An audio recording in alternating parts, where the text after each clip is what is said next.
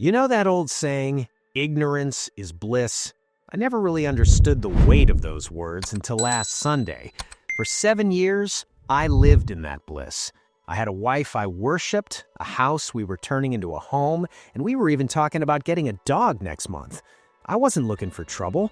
I wasn't the jealous type who snooped through phones while his partner was in the shower. I trusted her, blindly, stupidly. My name is Michael, and I destroyed my entire marriage just by trying to be a good husband. I wanted to do something nice, wash her car and fill up the tank so she wouldn't have to stress about it on a Monday morning. That one small act of kindness cost me my entire life. For the last few months, my wife, Olivia, hadn't been herself. She works as an event manager, and I know it's a high-stress job. She'd come home late, fried, irritable. Our conversations, which used to go on for hours over a bottle of wine, turned into transactional exchanges. How was work? Fine. What's for dinner? I chalked it up to burnout. I tried to be the supportive partner. I picked up the slack around the house. I cooked, I cleaned, I rubbed her feet while she doom-scrolled on her phone, barely acknowledging I was in the room. Then, that Friday, she came home and dropped it on me. "The girls from work want to hit a club tomorrow night," she said. "Just dancing, some drinks, blowing off steam. You don't mind, do you?" I looked at her. She looked exhausted. "Of course not," I said. "You need this, Liv. Go have fun. Don't worry about the house. I'll order a pizza, binge some movies, just let loose." She smiled. It was that genuine smile I fell in love with. "Thanks, Mike. You're the best." Saturday rolled around. She started getting ready at 7 p.m. That's when I noticed something different. Usually, for a girls' night, it's jeans and a nice top, casual. But this time, she pulled out this little black dress I hadn't seen in years. It was tight, cut low. She did her makeup way more dramatically than usual. And the perfume, she was wearing the expensive stuff, the bottle she specifically saved for our anniversaries. "You look incredible," I told her. She was heading out the door. She kissed me on the cheek. It was quick, dry, perfunctory. "Don't wait up. I'll be late. Love you." So I stayed home. I played video games, ate my weight in pepperoni pizza, and eventually passed out on the couch. I woke up at 3:30 a.m. to the sound of the front door clicking shut. She came in quietly. She didn't turn on the lights. "Olivia," I called out, my voice thick with sleep. "Go back to sleep, Mike. I'm just jumping in the shower," she whispered. She took a shower at 3:30 in the morning. At the time, I didn't think anything of it. I figured she smelled like smoke and spilled drinks from the club. I went back to bed. She crawled in next to me 20 minutes later, turned her back to me, and fell asleep instantly. Sunday morning, 9 a.m. Olivia was dead to the world. I knew she'd be hungover, so I decided to let her sleep in until noon. I made some coffee, walked the neighbor's dog, I did that a lot, and just enjoyed the quiet. That's when I had the idea. Her car, a white crossover, was sitting in the driveway. It looked rough, covered in dust and mud from the rain the day before. Inside, I knew it would be a mess of empty water bottles and receipts.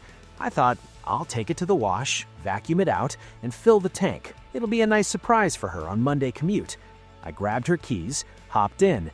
As soon as I started the engine, her Dashcam chimed. A loud, annoying beep followed by a robotic voice, "Memory card error. Storage full. Cannot overwrite."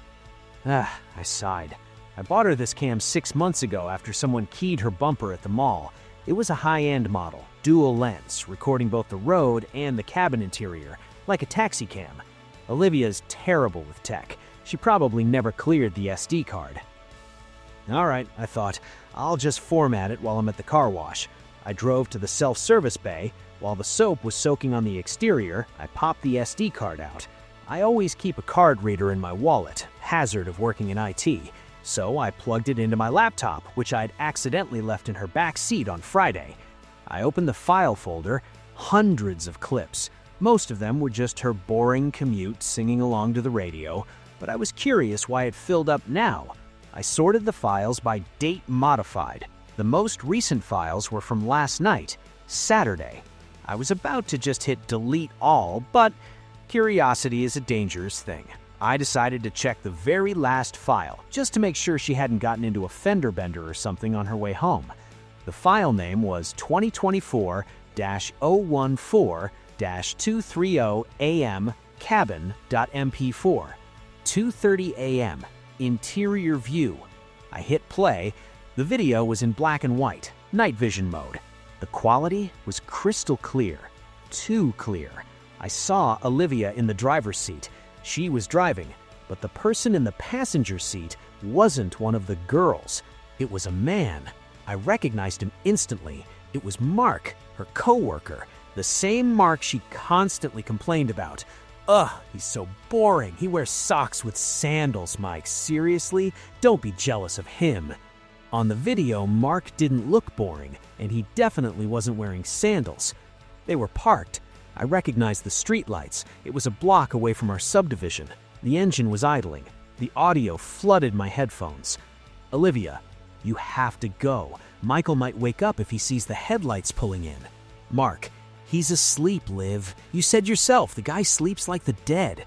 He reached over. His hand slid around the back of her neck. Olivia didn't pull away. She leaned into it. They kissed. And I'm not talking about a drunk, accidental peck. This was hungry, familiar. They kissed like people who'd been doing this for a long time. I felt like I'd been punched in the gut. I was sitting in her car at a car wash, surrounded by the sound of spraying water and sunshine, watching my wife make out with another man. But the worst part wasn't the kiss. It was the conversation that followed. Mark, when are you going to tell him? Olivia, I can't right now. We just booked that trip to Italy. He's so sweet, Mark. I feel bad for him. He's like a puppy. Mark, laughing. A puppy that pays the mortgage. You need to make a move, Liv. I'm not waiting forever. You promised me that after New Year's you'd leave me. Olivia, I know. It's just comfortable. He does everything around the house. He never asks questions. Just give me a little more time. Tonight was amazing, by the way. You're so much better than him. At everything. She put her hand on his leg, high up on his leg. Olivia, get out here. Walk to your car. Mark, love you. Olivia, love you too. He got out. She sat there for a minute, fixing her hair in the rearview mirror, wiping his saliva off her lips. Then she sighed, put on a sad face, and put the car in drive to head to our garage. I slammed the laptop shut. I didn't cry. I didn't scream. I just felt empty, like my insides had been scooped out. My wife didn't just cheat on me, she despised me. To her, I was a comfortable puppy, a wallet for an Italy trip. She was mocking me with her lover. She was planning to leave me, but only after she got one last expensive vacation out of me. I sat there for 40 minutes, just staring at the dashboard. Then a switch flipped. I did what I came there to do. I copied the file to my desktop. Then I dug through the older files. I found 3 more from the last month. One of them, well, let's just say they used the back seat of my car while it was in the shop, and she was borrowing it. My car doesn't have an interior cam, only audio, but the audio was enough. I finished washing her car, I vacuumed the mats, I filled the tank, and drove home. Olivia was just waking up. She was sitting at the kitchen island in my robe, holding a mug of coffee with 2 hands. She looked so soft, so innocent. Hey, babe, she said, her voice raspy. Where were you?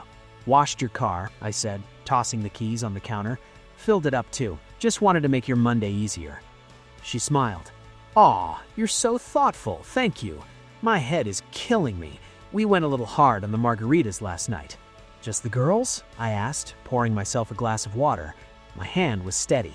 She looked me right in the eyes, not even a blink. Yeah, just me, Sarah, and Jen. We danced like idiots. She lied to my face with the ease of a sociopath. In that moment, I realized the marriage I was grieving for the last 2 hours never actually existed. I was married to an actress. Hey, Olivia, I said, I actually have a surprise for you. Come into the living room.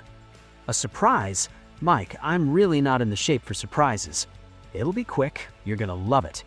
I plugged my laptop into our 65-inch TV via the HDMI cable. She sat on the sofa, tucking her legs under her. What are we watching? A movie trailer? I hit the space bar. The black and white footage of her car interior filled the screen. Olivia's face changed instantly. It went from mild curiosity to sheer, unadulterated terror in a split second. The audio filled the room. "Mark, he's asleep, Liv. You said yourself, the guy sleeps like the dead." He reached over. His hand slid around the back of her neck. Olivia didn't pull away. She leaned into it. They kissed. And I'm not talking about a drunk, accidental peck. This was hungry, familiar. They kissed like people who'd been doing this for a long time. I sat there with the bloody laptop firmly in my grasp, watching my ex cry her eyes out. After the video ended, I pulled the HDMI cable out. The room was silent, except for her wet, jagged sobbing. "You spied on me," she whispered. That was her first sentence. Not, "I'm sorry," but an accusation. "I wanted to wash your car," I said. "I wanted to do something nice for you. You recorded yourself. You destroyed yourself." I went into the bedroom and grabbed a suitcase. I started throwing her clothes into it. "What are you doing?" She ran after me, grabbing my arm. "Mike, let's talk. We can go to therapy. I'll cut him off. It meant nothing." "It meant you think I'm an idiot," I replied, tossing her shoes into a pile. "It meant you were planning to use me for a trip to Italy and then dump me. Well, guess what? Italy is canceled, and so am I." I kicked her out. She went to stay with Sarah, the same friend who knew everything and covered for her. I filed for divorce the next morning. I sent the video, an edited version, cutting out the explicit stuff but keeping the boring puppy conversation, to her parents. They are deeply religious people who adored me. They disowned her for a month. I also did one more thing. Mark was married. His wife was pregnant with their second child. I debated it for a long time. Should I ruin another family? But then I remembered them laughing at me in the car, calling me a puppy. I sent her the audio file, anonymously. She kicked Mark out the same day. It's been 8 months now. I still live in the house. I got that dog, a golden retriever named Buddy. He's an actual puppy, not a metaphorical one, and he's loyal in a way Olivia never was. Olivia is living in a rented apartment. Mark dumped her as soon as his own divorce and alimony issues started piling up. She tried to come back to me twice, standing on my porch, crying in the rain, telling me she realized what she lost. I didn't open the door. I look at that Dashcam sometimes. It's still sitting in my desk drawer. I unintentionally shattered my marriage by trying to be a good husband. But looking back, I didn't shatter it. I escaped it. I saved myself from living a lie. Sometimes the best gift you can give yourself is washing the car and checking the memory card.